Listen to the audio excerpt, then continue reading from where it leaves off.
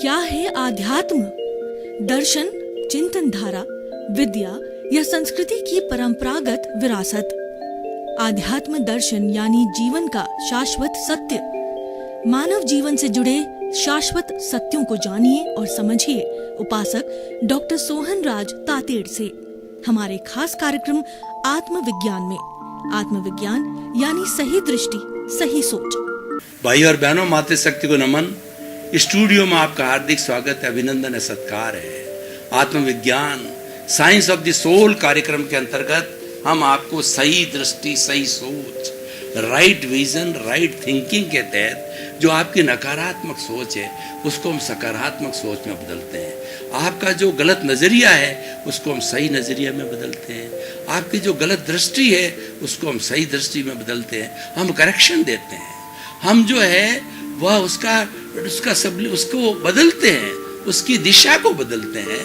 इसीलिए ये सारा कार्य जो है हम अलग अलग एपिसोड्स के माध्यम से करते हैं। तो आज हम एक बहुत सुंदर एपिसोड लेकर के आपके सामने उपस्थित हो रहे हैं। आज का हमारा एपिसोड है, आज का हमारा विषय है क्रियमाण कर्म। भाई और बहनों, जैसा मैंने बताया कि गीता में भगवान कृष्ण ने 3 तरह के कर्म बताए हैं: संचित कर्म, प्रारब्ध कर्म और क्रियमाण कर्म। मैं इसको भूत, भविष्य और वर्तमान से जोड़ता हूँ। वर्तमान, the moment of the present, उसमें जो कर्म किया जा रहा है वो क्रियमाण कर्म है। वो चार्जिंग कर्म कहा जाता है। वो हमारे प्रेजेंट के भाव कहे जाते हैं। और जो पास्ट में चला गया वो हमारा संचित कर्म हो गया। वो तो गोदाम में चला गया, वो इकट्ठा हो गया, वो संचित कर्म है। और जो वर्तमान में जैसा मैंने कर्म किया है उसका जो रिजल्ट मिलेगा वह फ्यूचर में मिलेगा, वो प्रारब्ध कहा जाएगा। तो हम कह सकते हैं कि फ्यूचर है वो प्रारब्ध है, वो हमारा पका हुआ फल है। और जो प्रेजेंट है वो हम उस कर्म को क्रिएट करते हैं। हमने कर्म की नींव लगाई, कर्म को पैदा किया। कर्म को पैदा करने वाला जो है क्रियमाण कर्म है, प्रेजेंट। और कर्म पक कर के कर्म फल देने वाला जो है वो हमारा फ्यूचर प्रारब्ध है। और उसको पकने के लिए, कोई भी चीज़ को पकने के लिए समय होता है। पकने के लिए हमने डाल दिया तो वो हमारा पास्ट में पक रहा है, वो हमारा संचित कर्म है। तो भाई और बहनों, हम बात करें वर्तमान समय की। ये क्रियमाण कर्म करने में आप एब्सोल्यूट स्वतंत्र हो। और जब ये क्रियमाण कर्म कर दोगे और जो संचित में चला जाएगा तब आप स्वतंत्र हो जाओगे। तो क्रियमाण को समझने के लिए स्वतंत्रता और स्वतंत्रता को समझिए। देखिए कि स्वतंत्र व्यक्ति कौन होता है जब उस पर कोई बाइंडिंग नहीं होती, उस पर कोई फोर्स नहीं होता, वो अपने दिमाग से चिंतन करता है। और कैदी कौन होता है कि जो कि कैद में बंद कर लिया जाता है, तब वो स्वतंत्र होता है, क्योंकि वो अपना स्वयं का चिंतन नहीं दे सकता, वो घूम फिर नहीं सकता, वो तो काल कोठरी के अंदर बैठा रहेगा। तो हम स्वतंत्रता और स्वतंत्रता की बात करते हैं। और एक स्वतंत्र और स्वतंत्रता के जो दायरे में नहीं आता है वो हमारा चेतन तत्व है, वही हमारा है। और वही शुद्ध कर्म है। वो न तो क्रियमाण और न प्रारब्ध और न जो है हमारा संचित के दायरे में आता है। वह तो एक विटनेस के रूप में हमारे भीतर है। चेतन तत्व है, विटनेस है। विटनेस क्यों हो गई कि जन्म जन्मांतर से जो है ये इसने एक भूल की, वो भूल करके और ये हमारी कॉजल बॉडी से जुड़ गया। कैसे भूल हुई? सांख्य की भाषा में मैं बताता हूँ कि सांख्य प्रकृति और पुरुष 2 चीजें बताता है। तो प्रकृति वो माया है और पुरुष है वो एब्सोल्यूट शुद्ध है। लेकिन उस माया की झलक, उस माया की जो है वह एक फोटो जो है पुरुष पर पड़ गया और उसमें वो आसक्त हो गया, भूल कर दी। जब दोनों मिल गए, प्रकृति और पुरुष मिल गए, ये प्रकृति जो है ये हमारा जो है ये कर्म है और पुरुष है शुद्ध चेतन है। जो लिंग शरीर है वो प्रकृति है, और जो हमारा शुद्ध चेतन है, जिसको कि हम ब्रह्म भी कह सकते हैं, शुद्ध आत्मा भी कह सकते हैं, मूल आत्मा भी कह सकते हैं, परमात्मा भी कह सकते हैं, अलग अलग कुछ भी नाम है, अपने अपने प्योर सोल भी कह सकते हैं, सुप्रीम सोल भी कहा जाता है। तो वो जो है वो एब्सोल्यूट स्वतंत्र उस दायरे में आती ही नहीं है, क्योंकि चेतन पे जो है ये जड़ है। जड़ अलग है, चेतन अलग है। चेतन का गुण अलग है, चेतन के नियम अलग है। जड़ के गुण अलग है, जड़ के नियम अलग है।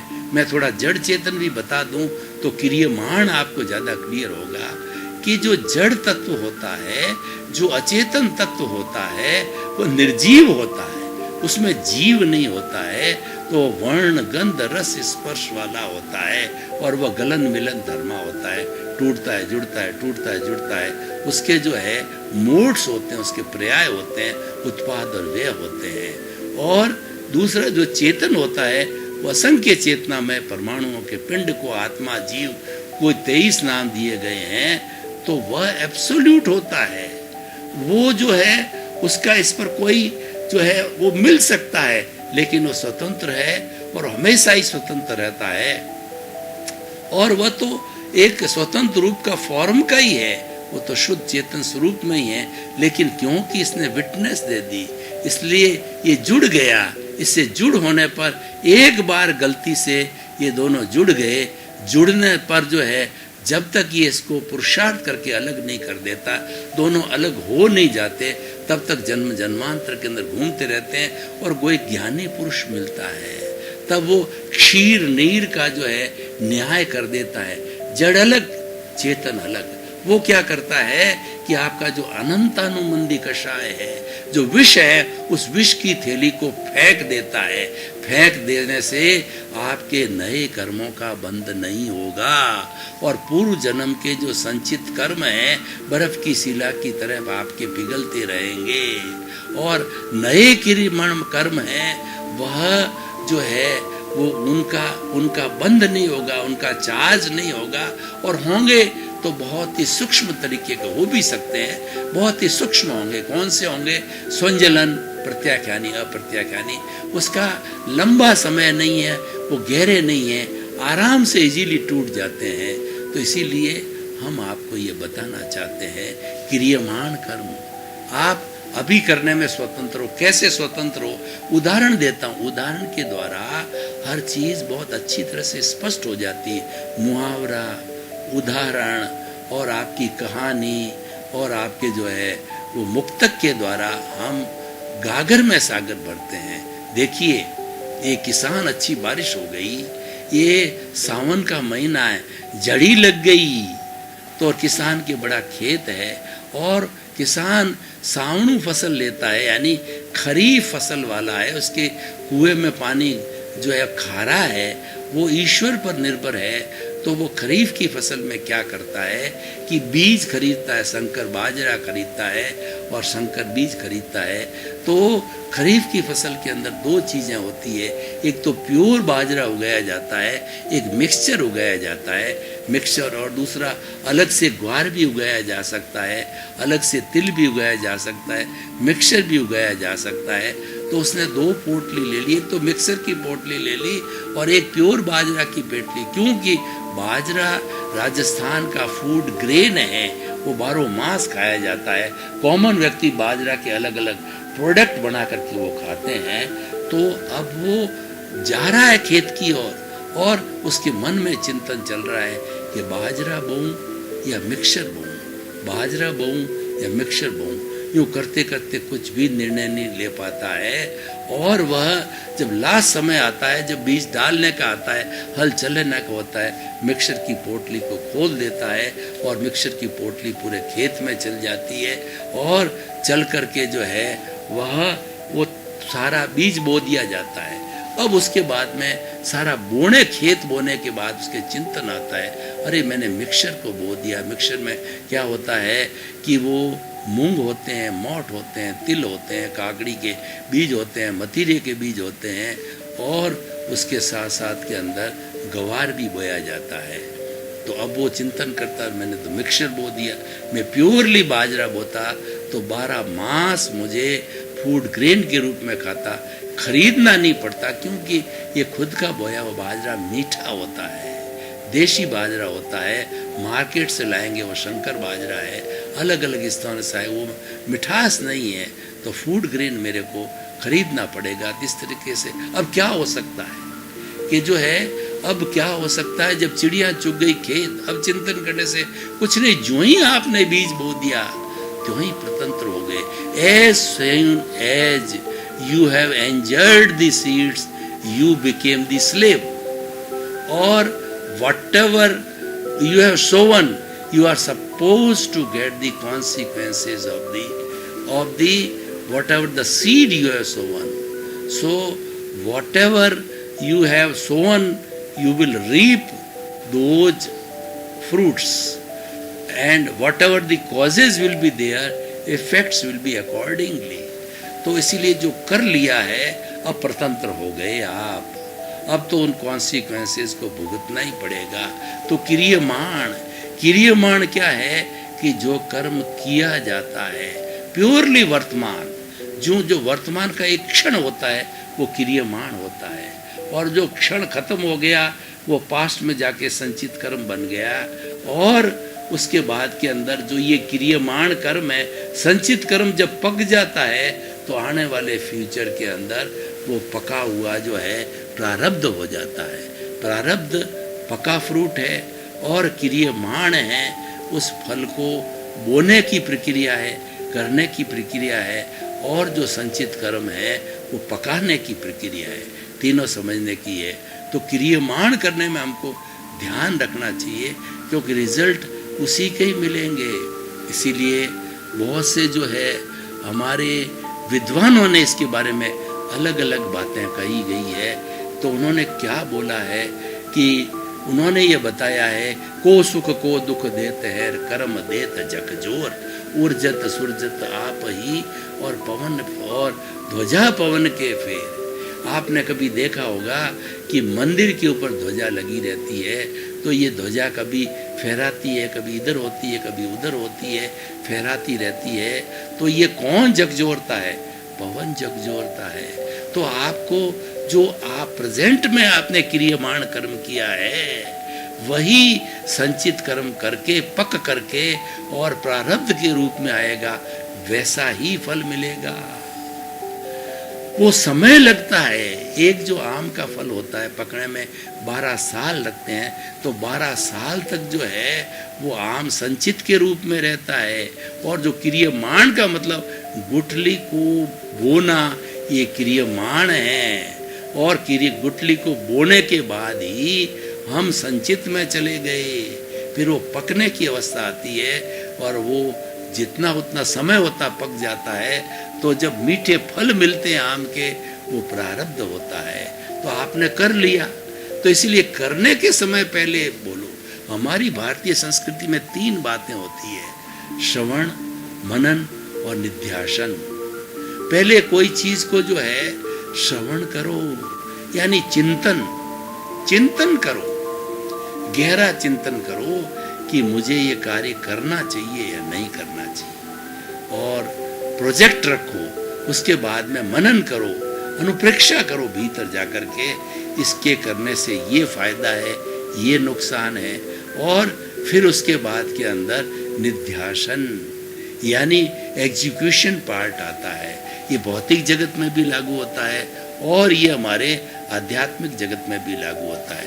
तो मैं क्रियमाण का जो है आपको एक उदाहरण दूं कि आपके दिमाग में आया कि मुझे जीवन यापन करना है, तो मुझे कुछ न कुछ काम तो करना ही पड़ेगा। तो वो चिंतन करता है कि मुझे अनुभव किस बात का है, तो वो देखता है कि मैंने जो है केमिकल इंजीनियरिंग किया है, और मैं केमिकल इंजीनियरिंग की फैक्ट्री में 4-5 साल सर्विस कर चुका हूँ, मुझे इसका अनुभव है। तब वो चिंतन करता है, मेरे पास अनुभव है, मुझे कॉन्फिडेंस बन गया। तब वो कपड़े का कारखाना लगाता है, केमिकल इंजीनियर कपड़े का कारखाना लगाता है। ये क्रियमाण है, कपड़े की योजना बना करके कारखाना लगाता है, ये क्रियमाण कर्म है। अब उसके बाद के अंदर वह उसको फैक्ट्री को चलाने लगता है।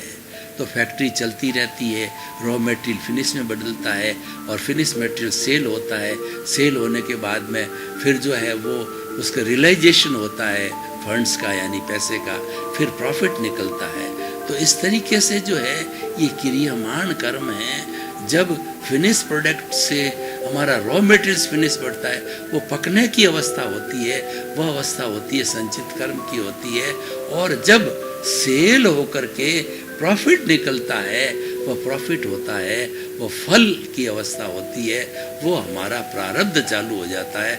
फल से कहते हैं कि फैक्ट्री ने इतना % मुनाफा कमाया, इतने लाख का मुनाफा कमाया, इतने करोड़ का मुनाफा कमाया, तो उसको वापस फैक्ट्री में इन्वेस्ट करना है या दूसरे बिजनेस में इन्वेस्ट करना है, या जो मालिक जिसको ये मिला है वो घर का बंगला बनावे, ज्वेलरी बनावे, बच्चों की शादियाँ करे, कुछ भी करे, वो सारा कर्म फल है और वो प्रारब्ध है।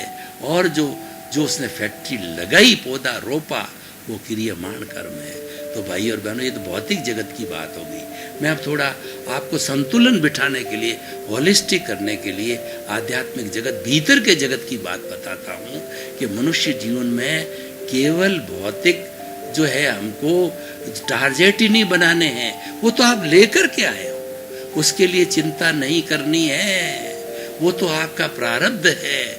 पका पकाया इस जन्म के अंदर प्रारब्ध चलेगा, उसकी चिंता आपको नहीं करनी है। जो भी सुख दुख मिलना है, वही माँ, वही बाप, वही माता पिता भाई, और जो है आपका पद प्रतिष्ठा, वही आपको ऑटोमेटिकली ज्यों ज्यों आप जीवन में आगे बढ़ते जाओगे वो मिलता जाएगा। आपका अर्न्ड है, ये आपका संचित कर्म है, वो पक गया, आपका प्रारब्ध बन के आएगा। और ये सारा जड़ पदार्थ है, ये पूरा भौतिक जगत, उसकी क्यों चिंता करते हो? आपको तो अपने भीतर के जो आध्यात्मिक जगत है, पुरुषार्थ करो, रियल पुरुषार्थ करो। पुरुषार्थ दो तरह के होते हैं, रिलेटिव भी होता है, रियल भी होता है। तो कई लोग तो क्या अज्ञानी होते हैं, कई लोग तो जो हमारा ये प्रारब्ध चल रहा है, जैसे कि वो लखपति का योग है, पर वो देखता है मैं करोड़पति बन जाऊं, योग उसके लखपति का है, वो करोड़पति नहीं बन सकता। कोशिश करता है वह कि फैक्ट्री का एक्सटेंशन करता है, लेकिन नो प्रॉफिट। सब कुछ मेहनत करता बट नो प्रॉफिट, उसको तो उतना ही मिलता जितना भाग्य है। तो हमें भाग्य और पुरुषार्थ को समझना पड़ेगा, एक सिक्के के दोनों पहलू है। जो हमने जो पुरुषार्थ किया है वही बदल के, इस पुरुषार्थ हमारे भूतकाल की बात है और वर्तमान काल की बात है, वो हमारा भाग्य है, वो प्रारब्ध है। और जो आज हम पुरुषार्थ करेंगे वो आने वाले जन्म का भाग्य बनेगा। तो ये साइकिल ये चलती रहेगी, पुरुषार्थ से भाग्य बनता है, भाग्य से पुरुषार्थ बनता है। तो इस तरीके से ये चलता रहता है। लेकिन ये तो एक तरीके से रिलेटिव चीज है, ये तो प्रारब्ध है, ये तो हमारा भोग है। और रियल पुरुषार्थ, रिलेटिव पुरुषार्थ की भी बात करूं, धार्मिक क्रिया है, जितनी धार्मिक क्रिया है वो सारा रिलेटिव पुरुषार्थ है। वो हमारा शुभ भाव है, वो भी अच्छा है। अशुभ से तो शुभ भाव अच्छा ही हमेशा, कि something is better than nothing. हमारे पास कुछ भी नहीं है, थोड़ा बहुत हो तो उससे बेटर है, तो उससे अच्छा है कि होना चाहिए। तो शुभ भाव, शुद्ध भाव भी अच्छा है। शुद्ध भाव क्या है? समाई करो, संवर करो, त्याग करो, पचकान करो, मंदिर जाओ और अपने अपने अलग अलग, कोई नमाज पढ़ता है, कोई गुरुद्वारा में जाओ, गुरु ग्रंथ साहब पढ़ता है, और कोई जो है वह अपने गिरजा घर के अंदर जाकर के जीसस क्राइस्ट को याद करता है, प्रेयर करता है। अपनी अपनी विधि कुछ भी करो, आप स्वतंत्र हो। वो सारी धार्मिक क्रियाएं हैं, वो आपका पुण्योदय करती है। अब देखिए, आपका फल आपको मिल गया, उस फल को भोगने के लिए आपको जो है वो देव योनि में जाना पड़ेगा, क्योंकि मनुष्य का जो फल पुण्य है वो तो लिमिटेड पुण्य ही भोग सकता है। क्या होगा? करोड़पति बन जाएगा, अरबपति बन जाएगा, एक पत्नी हो जाएगी, दो पत्नी हो जाएगी, आखिर कितना भोग भोगेगा? क्योंकि पुण्योदय की कोई सीमा नहीं होती है। इतना पुण्य संचय हो जाता है कि व्यक्ति को देव योनि में जाना पड़ता है और वहाँ पर 33 सागरोपम की उम्र होती है और मिनिमम 10,000 साल की होती है। एक एक नाटक, हमारा यहाँ का 1,000 वर्ष और वहाँ का एक नाटक होता है। 10 नाटक तो मिनिमम देखते ही हैं, 33 सागरोपम में तो असंख्य नाटक देखते हैं। कौन से नाटक जो है वो जो हम देखते हैं, हम तो स्वर्ग में आ गए। कई बार स्वर्ग की नगरी में जाते हैं तो हम देखते हैं कि हम तो यहाँ पर स्वर्ग के अंदर आ गए। तो भाई और बहनों, हम जो है हम आपको ये कहना चाहते हैं कि वो सारा रिलेटिव पुरुषार्थ है, वो पुण्योदय करके फिर आपको जन्म की श्रृंखला बढ़े दे। आपका उद्देश्य साल्वेशन है तो आप अशुभ तो करना ही नहीं है। अशुभ तो पुण्य एब्सोल्यूट पाप है और हमारा शुभ है वो हमारा पुण्योदय है, वो हमारा शुभ प्रवृत्ति। हम तो आप तो इस दोनों से शुभ अशुभ से हटके शुद्ध के क्रियमाण शुद्ध करो। मेरे कहने का मतलब क्रियमाण कर्म है वो शुद्ध अवस्था में ले जाओ। शुद्ध अवस्था है वो ज्ञाता दृष्टा की अवस्था है, वो स्वयं की पहचान की अवस्था है, वो अकर्ता भाव है और अमालिकी भाव है। किसी चीज के मालिक मत बनो पूरे जीवन में, विधेय रहो। विधेय कैसे होता है मैं आपको वेदांत की भाषा में बात करूं। राजा जनक विधेय थे। राजा जनक मिथिला के राजा थे और बहुत परोपकारी राजा के, उन्होंने पब्लिक को कभी कष्ट नहीं दिया। पब्लिक उनको भगवान की तरह पूजती थी और पब्लिक उनसे प्यार करती थी। वो पब्लिक को अपनी संतान मानते थे और वह हर क्षण क्या सोचते रहते थे, मैं अलग, शरीर अलग, ये शरीर मेरा नहीं है, ये तो मेरा प्रारब्ध चल रहा है और मैं शरीर में रहते रहते शुद्ध परमात्मा स्वरूप ईश्वर हूँ, भगवान हूँ। जग माही ऐसो रहो और अम्बुज सरमाही, रहे नीर के आश्रय पर जल जोत नाई। वो कमलवत जीवन जीते थे, वो ऐसे रहते थे। कमलवत जीवन क्या होता है? जो कमल का जो फूल होता है उसका बिल्कुल वो उसका डंठल तो रहता है, वह कीचड़ में रहता है। कीचड़ से उसको भोजन मिलता है और पोषण मिलता है और वह तो बहुत ऊपर रहता कीचड़ से। कमल सोचता है कि मैं तो कीचड़ से बिल्कुल अलग हूँ और कीचड़ समझता है कि कमल की जड़ तो मेरे भीतर ही है। तो आप परिवार में ऐसे रहो, विधेय बन के रहो। परिवार वाले तो ये समझे कि ये पापा जी, ये पिताजी, ये भाई, ये पत्नी, ये तो मेरे साथ में रह रहे, हमारे से घुले मिले हुए हैं, हमारी तरह ही है, लेकिन वह तो कमलवत है, वो तो विधेय है, उसका तार तो शुद्ध आत्मा से जुड़ा हुआ है। भाई और बहनों, आपका बहुत बहुत धन्यवाद। आप हमारा आत्मविज्ञान कार्यक्रम देखते रहिए। आत्मविज्ञान कार्यक्रम एक आध्यात्मिक कार्यक्रम है, एक धार्मिक कार्यक्रम है, एक मोटिवेशनल कार्यक्रम है, एक नॉलेजेबल जो है टॉक है। तो आप इसका लाभ उठाइए क्योंकि हम आपको अच्छा इंसान बनाना चाहते हैं। जब इंसानियत के गुण आएंगे, जब आप अच्छे बनोगे, इसी क्रम में आपका जीवन आनंदमय हो, मंगलमय हो। आपके प्रति बहुत बहुत क्या है आध्यात्म? दर्शन, चिंतन धारा, विद्या या संस्कृति की परंपरागत विरासत। आध्यात्म दर्शन यानी जीवन का शाश्वत सत्य। मानव जीवन से जुड़े शाश्वत सत्यों को जानिए और समझिए उपासक डॉक्टर सोहन राज तातेड़ से हमारे खास कार्यक्रम आत्मविज्ञान में। आत्मविज्ञान यानी सही दृष्टि, सही सोच।